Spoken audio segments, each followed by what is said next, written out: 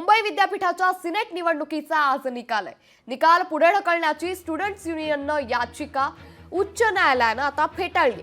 मुंबई विद्यापीठाला अखेर 2 वर्षांनंतर विद्यार्थी प्रतिनिधी मिळणार आहे।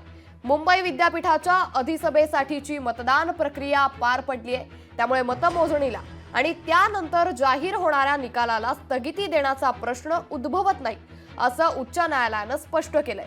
तसेच ठरल्याप्रमाणे आज मतमोजणी झाल्यानंतर निकाल जाहीर करण्याचे आदेश देण्यात आलेत।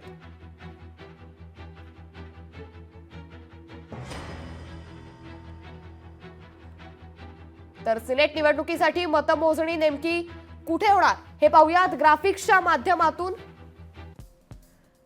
तर सिनेट निवडणूक मतमोजणी मुंबई विद्यापीठ इथे होणार आहे।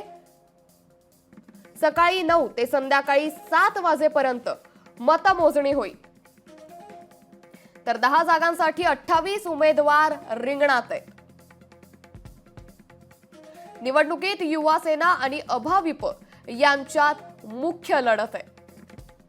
सिनेट निवडणूक मतमोजणी त्यामुळे मुंबई विद्यापीठ इथे होणार आहे। सिनेट निवडणुकीचा आज निकाल जाहीर होणार आहे, त्यामुळे या निकालाकडे आता संपूर्ण राज्याचंच लक्ष लागलंय। त्यामुळे मोठी बातमी, मुंबई विद्यापीठाच्या सिनेट निवडणुकीचा आज निकाल पार पडतोय। निकाल पुढे ढकलण्याची स्टुडंट्स युनियनची याचिका उच्च न्यायालयानं फेटाळली, त्यामुळे मुंबई विद्यापीठाला अखेर 2 वर्षांनंतर विद्यार्थी प्रतिनिधी मिळणार आहे। मुंबई विद्यापीठाच्या अधिसभेसाठीची मतदान प्रक्रिया पार पडली आहे, त्यामुळे मतमोजणीला आणि त्यानंतर जाहीर होणाऱ्या निकालाला स्थगिती देण्याचा प्रश्न उद्भवत नाही, असं याचिकेवरती उच्च न्यायालयानं स्पष्ट केलंय। तसंच ठरल्याप्रमाणे आज मतमोजणी झाल्यानंतर निकाल जाहीर करण्याचे आदेश देण्यात आलेत। त्यामुळे मुंबई विद्यापीठाच्या सिनेट निवडणुकीच्या निकालाकडे आज सगळ्यांचंच लक्ष लागलंय। या निवडणुकीत आता नेमकं काय होणार हे पाहणं महत्त्वाचं ठरणार आहे, कारण युवा सेना आणि अभाविपा यांच्यात ही मुख्य लढत आहे आणि त्यामुळे या निकालाकडे संपूर्णच राज्याचं लक्ष लागलंय। तर याच संदर्भात अधिक माहिती देता आपले प्रतिनिधी चेतन ननावरे। चेतन, मुंबई विद्यापीठाच्या सिनेट निवडणुकीचा आज निकाल जाहीर होतोय, काय अधिक अपडेट या संदर्भात? निश्चितच सकाळी 9 वाजता या एकंदरीत सिनेट निवडणुकीच्या मतमोजणीला सुरुवात होणार होती आणि आता मतांची छाननी जी आहे ती सुरू आहे मतपत्रिकांची। आणि या मतपत्रिकेच्या छाननीनंतर आता वैध मतपत्रिका आहेत त्यांचा कोटा निश्चित केला जाईल आणि या कोटा निश्चितीनंतर प्रत्यक्षात मतमोजणीला सुरुवात होईल। एकूण 28 जर आपण पाहिलं तर उमेदवार रिंगणात आहेत।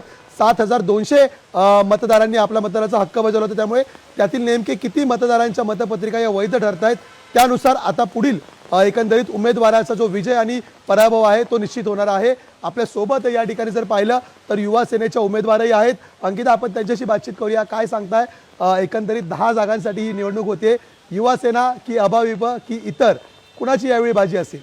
निश्चितच प्रश्न विचारण्यासारखा नाहीच आहे आणि हा अलिखित आहे की गेल्या वेळी जो इतिहास आम्ही रचलेला तोच इतिहास आम्ही पुन्हा रचणार आहोत। सन्माननीय आदित्य साहेब ठाकरे यांच्या नेतृत्वात पुन्हा एकदा आमचे सगळे सिनेट मेंबर पुन्हा एकदा 10च्या 10 जागा निवडून येत विद्यापीठावर भगवा फडकवणार आहे। पण जर पाहायला गेलं तर मतांची संख्या यावेळी प्रचंड घटलेली आहे। दुसरीकडे CCTVची निगराणी राहणार आहे। सातत्याने प्रशासनाचा जर कारभार पाहिला तर त्यात वेगवेगळ्या नियोजनात बदल झालेला आहे। यंदाचं नियोजन पाहता तुम्हाला वाटतं की फेअर इलेक्शन होतील?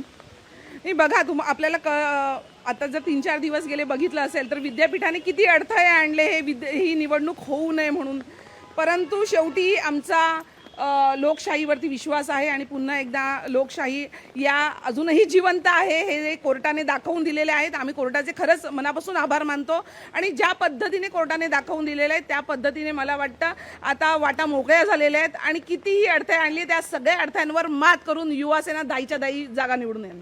निश्चितच अंकित, जर पाहिलं दावा युवा सेना करत असली तरी अभाविप आणि युवा सेनेमध्ये ही थेट टक्कर होणार आहे।